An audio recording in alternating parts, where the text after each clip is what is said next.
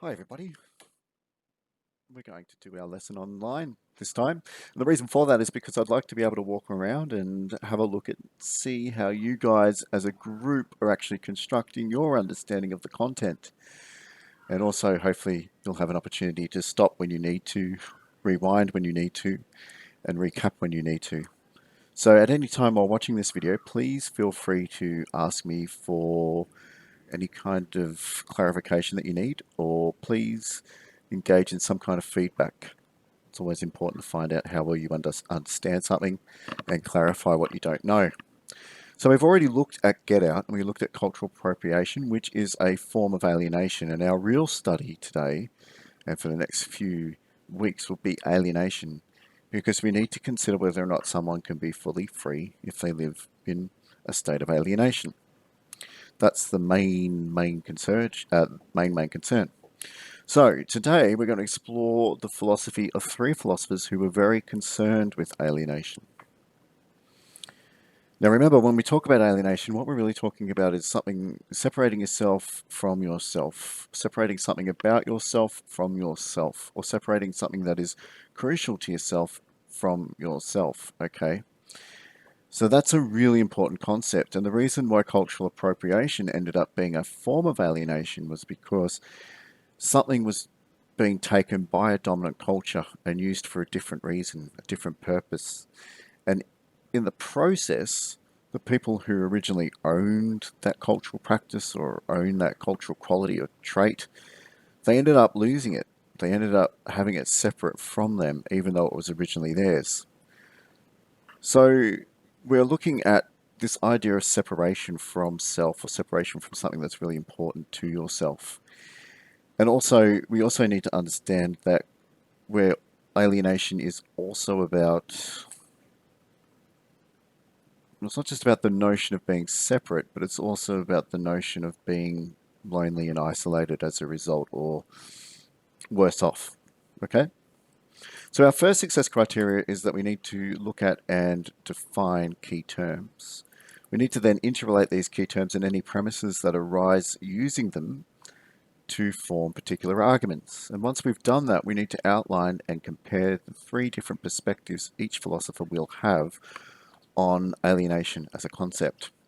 Can you, pretty please with the cherry on top, look at all those success criteria, write them down, and then score yourself. Now, as I said before, alienation is very much related to the idea of feeling lonely, separate in a bad way. It's not really a positive concept. And here we have a man who is actually alienated from his peers. This picture is trying to demonstrate some form of alienation. So I would like you to just answer this quick question. Get in touch with your emotional side of your brain, or emotional part of your brain, and see how this picture feel. Make a comment on how this picture makes you feel, because that will prepare you for understanding the content that we're about to go into. I should also say that alienation is something about, well, one of the major concepts of alienation is that it alienates you from an authentic self, from a true self. That's not something that I mentioned before, but that's a really key concept that you need to grasp while watching this video, because if you do so, you'll understand then why these three types of philosophers had different views on alienation. So alienation is kind of something that separates you from your own authenticity, and you might want to note take that before we get started. Alrighty. Okay, let's zoom in. All right, so I'm assuming that we've gone through and we've studied cultural appropriation by looking at Get Out. And cultural appropriation is our starting point. And it's a form of alienation because it's about separating something that belonged to your authentic self and using it in a different context, and therefore losing it and being separated from some aspect of your authenticity. Okay, so let's have a look at this. I mean, in the Get Out, we obviously knew that black people's bodies were being stolen because white people wanted to appropriate all the positive qualities you could have of being black. That's what the film was basically about. We have a real life example of that here when we look at Vanilla Ice. when he was in the rap movement around about the time of MC Hammer, he was criticised for being a white middle-class guy who was trying to culturally appropriate something which was very much an African American phenomenon. Okay, and that's why I've got this picture of Bart. I mean, it wasn't like Eminem, who you could argue understands the whole context of the R&B and rap movement and pays homage to it and has a degree of authenticity. In this case, with Vanilla Ice, it was being kind of stolen and exploited. And that's what cultural appropriation is really about. And it is a form of alienation because it's about separating you culturally from something that was yours, which was your own culture, and then reappropriating it and using it for a different context. So if you don't understand that, you need to put your hand up right now and say, "Sir, I don't understand." If you do, now we pause the video and I ask you to just record some of your understandings, okay? Okay, so cultural appropriation is a form of alienation. This picture of a crevice probably best represents what alienation is all about. The crevice, or the fault line in this case, is something which completely separates one person from everybody else. Or really, that's a metaphor. What we really want to get is maybe we're separating that one person from other aspects of their true self. And that's why the crevice is one of the best kind of visual metaphors that we can have to represent that concept. Okay? Now, when we look at alienation today, we're going to look at three philosophers. I might spell their names because you might not remember them. So the first is Hegel, very famous German philosopher. Another is a not so famous German philosopher, but well known. His name is Feuerbach. And then another is probably one of the world's most well-known philosophers, but also controversial philosophers, Karl Marx. All right.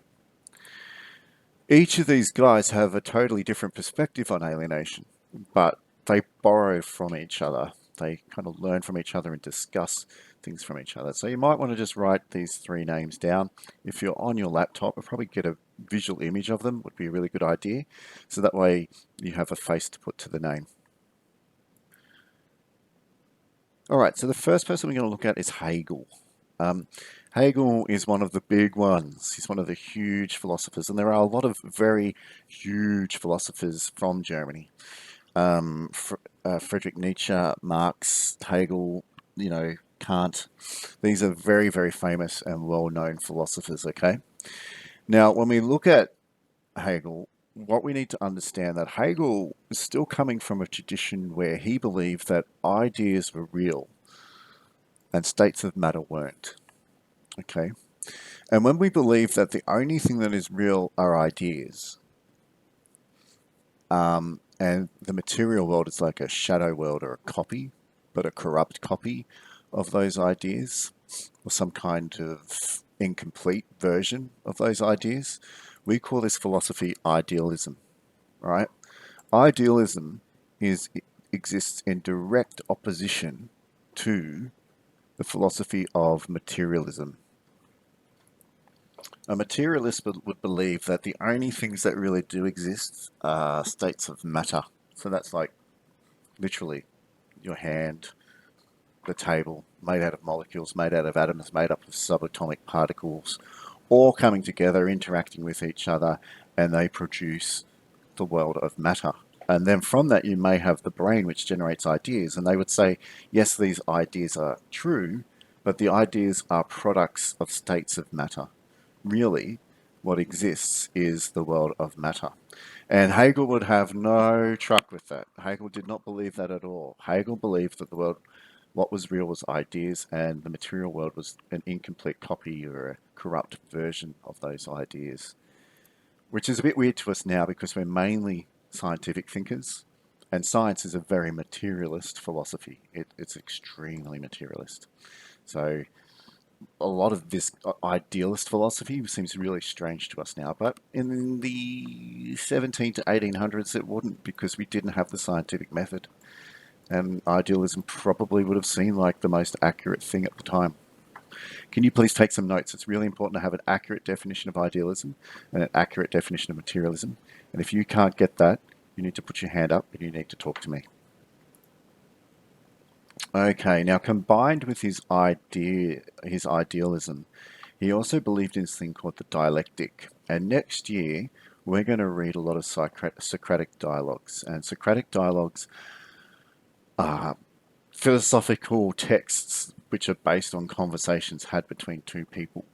One thing he noticed is that when you engage in a conversation, which he would probably call like a kind of dialectical discussion, dialect literally means a discussion in ancient Greek. When you engage in it, usually what happens is someone puts forward an idea, and then that idea is rebutted, and someone say, oh, actually, I disagree, blah, blah, blah. And then two philosophers would kind of duke it out with each other until they reached an agreement or some kind of middle road, and this was called the synthesis. Yeah. And this is how he coined basically his way of thinking, right? He said, look, there's always a thesis and always an original idea, and to that thesis, we have the antithesis. And the antithesis will interact with the thesis to a point where once the ideas and the conflict between the ideas finishes, you get a synthesis. Okay? So yeah, we have the thesis, antithesis, and synthesis. And in a kind of material case, and like you've got to remember, Hegel would not have agreed with this at all because he was an idealist. But just to illustrate the point, it's kind of like what happens when hot and cold interact with each other. So if we have ice, right, and we were to pour some boiling hot water on it or some steam, we'd be having an interaction between cold and its antithesis, hot. Once they interact with each other, we'd have normal room temperature water, right? So in this case, the ice is the thesis, the hot boiling water or the steam is the antithesis. They interact together and they provide steam. Now, if you're a materialist, this is how you'd say the thesis and the antithesis work together. Like it's all about states of matter kind of working against each other until they come up with a compromise, right? But he wasn't. He believed only in ideas. So this thesis, antithesis, and synthesis stuff worked according to him, but it only worked, I'll say this again, it only worked with ideas. So can you take a note about what we call the dialectical method? Write down your stuff about thesis, antithesis, and synthesis, and I'll get a bit further into it a bit more, okay? Okay, so Hegel was what we call a dialectical idealist.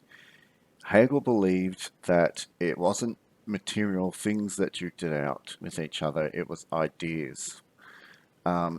So that's really important because when we were here, I gave you a material example of dialectical thinking. But for him, he only looked at ideas, and I'll explain what I mean by that in a minute, okay? But for him, he had a really keen insight into alienation, which makes sense if you're a religious person.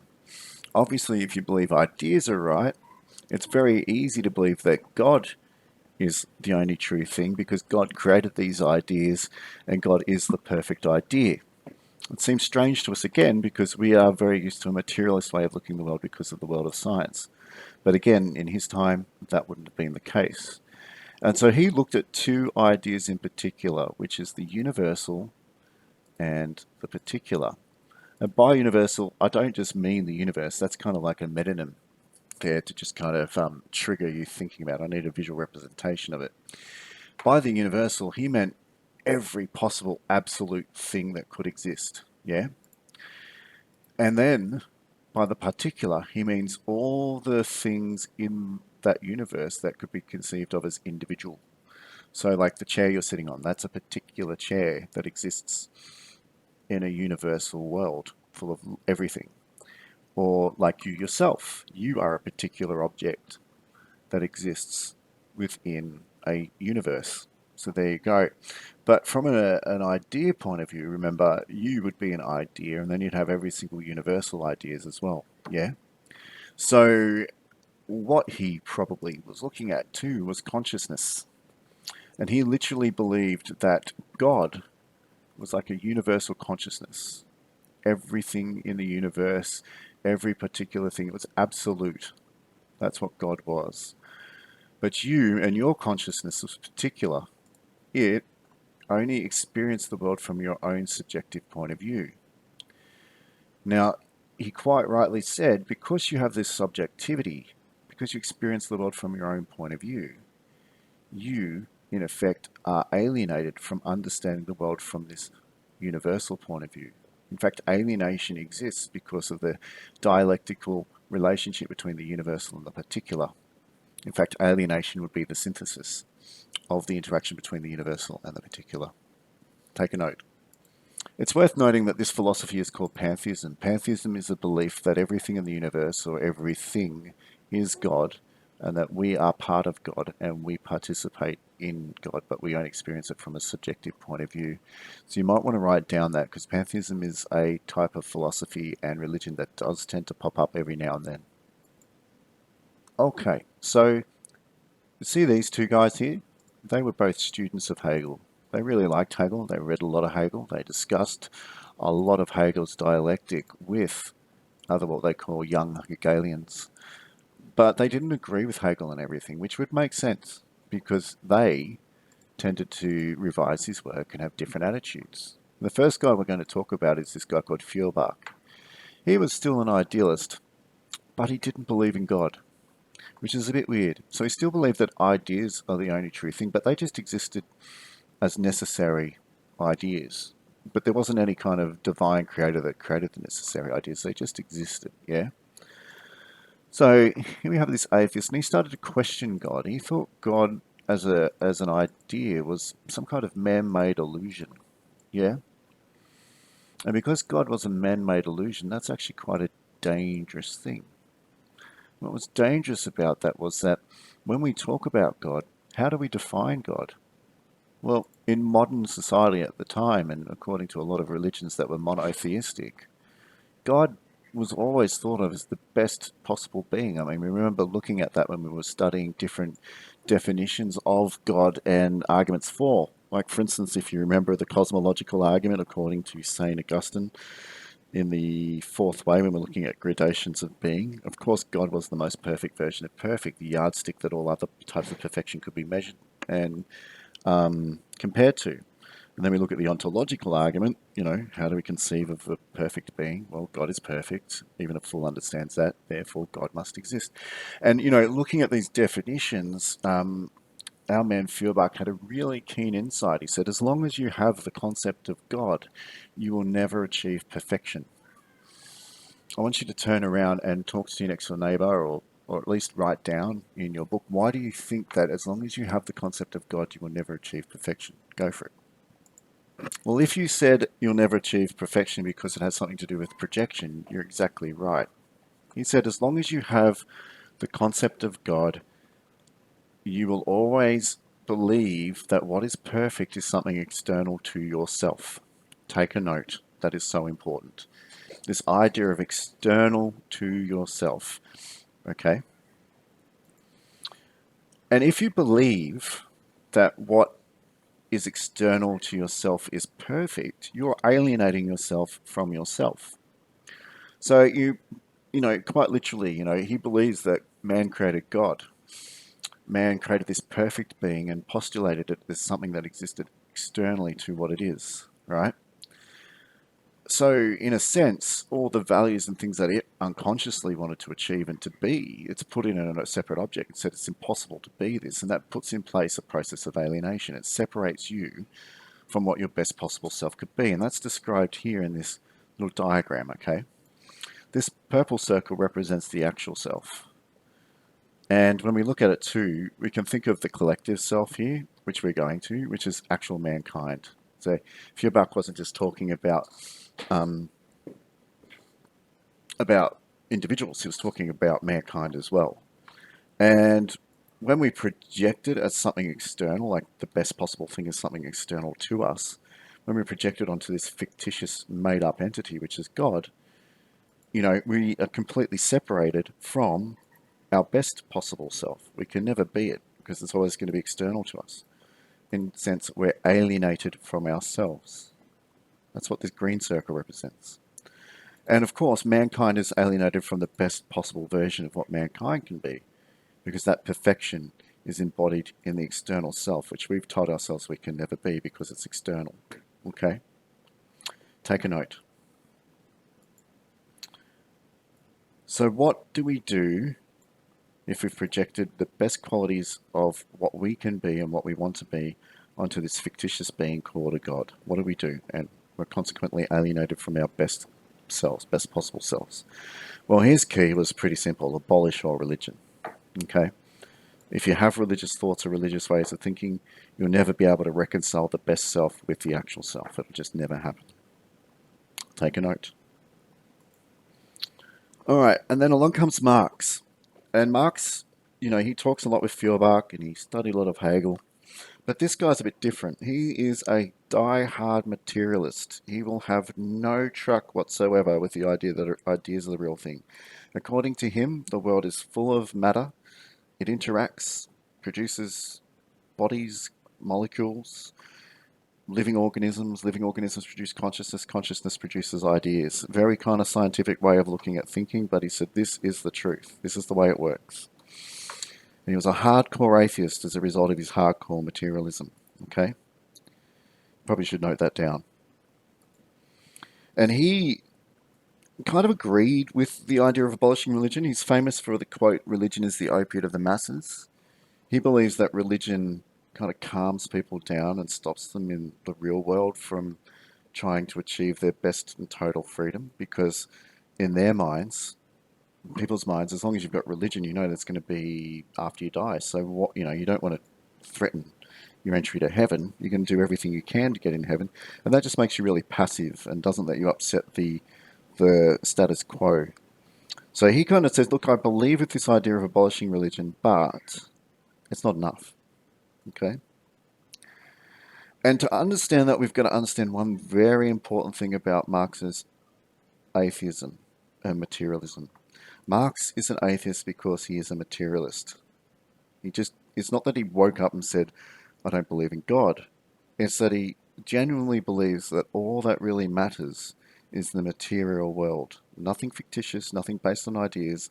Ideas are merely the consequence of consciousness, which is the byproduct of a interaction between neurons and molecules in the brain. Okay? And so he says, quite rightly, from his point of view, don't study ideas. Have a look at the real world. Have a look at what we do as human beings in this life. In fact, the most important thing to study, if we want to be free and not be alienated, is what we do now, how we spend our time, okay? And all these things are material things because they live in this world. They are the result of material interactions. They are real things. Now, he also believes quite rightly that ideas and forces that don't necessarily aren't made up of atoms, but they exist. Abstract things do exist, right? Things like happiness do exist. Um, Economies exist. Lots of different things do exist that aren't necessarily made up of matter, but they are all the product of the interactions of matter in the real world. So you need to kind of write a lot of what I just said, because if you don't understand how his main focus is the material world, you can't really understand why he thought the next couple of things he's going to do. All right. And if you also don't understand that ideas like justice and freedom, he believed are real, but they are kind of products of the way the material world works. If you don't understand that, you need to put up your hand, you need to ask me a clarification question, because you need to get that, okay? All right. So then he says, all these things are material. In fact, we are the people who make society, we construct society, we make mankind, we make ourselves through our activity, through what we do with our hardcore concrete labor. In fact, our work, the work that we do, is literally embodying our lives, ourselves, and our lives, because he doesn't believe in an afterlife, he doesn't believe in a soul, he doesn't believe in a God. So the only real thing that you've got is your life in this time. And if you spend your time working and making stuff, you are putting your life into that stuff. You're putting yourself into that stuff, right? And we spend our time making society, making things, and we don't see it. Not only do we not see it because we're convinced that there's something in the afterlife or we have this idea of God, but we see money, right? Instead of understanding that the way that we create wealth and that we create mankind and we literally embody our lives in what we do, we see money as the result of that. Money is this kind of abstract thing that doesn't really have meaning unless we give it meaning. And that's what we attribute value to. This is what we in our society has value. This stuff, the physical hours we put into working, doesn't have value. The actual knowledge and our relationships with others and the way we create society, that doesn't have value. What has value is the dollar sign we give to these things. So in a sense, from a completely materialist point of view, we have a new diagram, okay? And it's a bit hard for us to understand unless we get this idea that Marx was a hardcore materialist, okay? The real material self, right, exists over time in this world. And it is a product of our labor and activities that we do, our art in this world, our science in this world, and the way that we spend our time. All these things are the us, okay? But in our society, in a capitalist society, we don't give these things the value that they deserve. Instead, we pour our understanding of value into the dollar signs that we can give things. And a dollar sign is completely abstract. It's nothing but like a value that we've given something, which alienates us from understanding the importance of our work, science, art, and time. In fact, we're alienated from ourselves, our real concrete material selves, because we created this abstract concept of money. And we see the only value that we have in the world in money, right? We project value onto money. We do not stop and have a look at the real things that money is supposed to reflect, which is our physical, one life only time spent doing things, making culture, making science, making society, right? That's what he thought was probably the most important thing, right? Can you take a note? So, how did Marx say that we fix this? Well, remember that I said Marx was a hardcore materialist. Marx also believed that as history evolves, certain society structures itself in a certain way so that we can solve new problems or old problems, but we can solve problems.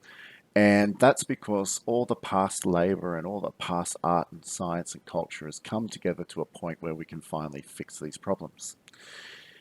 So he was a bit angry at people like Feuerbach and Hegel because he didn't believe that you can just think your way out of problems. In fact, he believed that you have to let society evolve and be active in real concrete material society and change it to a point where you can solve the new problems.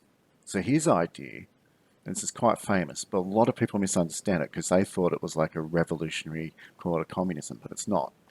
His basic idea was that philosophers have interpreted the world in many different ways. So when he says that, he's actually referring to Feuerbach. And he says, but the point is to change it, which is him basically saying, look, Feuerbach, some problems you can't think yourself out of. You have to wait till society has reached the right point where the solutions to problems become apparent. You need to work on changing society in order to solve certain problems, and in this case, alienation. So his point was study history, see how history can change society, and then finally we'll deal with alienation, which is when we start giving our true selves, which is basically and to him, ourself is basically this material person that performs labor, produces art, culture, science, and literally exists in time. When we can reflect on that and give that value and that the most importance over that. All right. I need you to go back to your success criteria. Do you understand new terms? Can you put these terms and the premises from them together? And can you outline and compare Hegel, Marx, and Feuerbach? If you can, you know you can give yourself a big 4 for these things here. Okay? Cheers.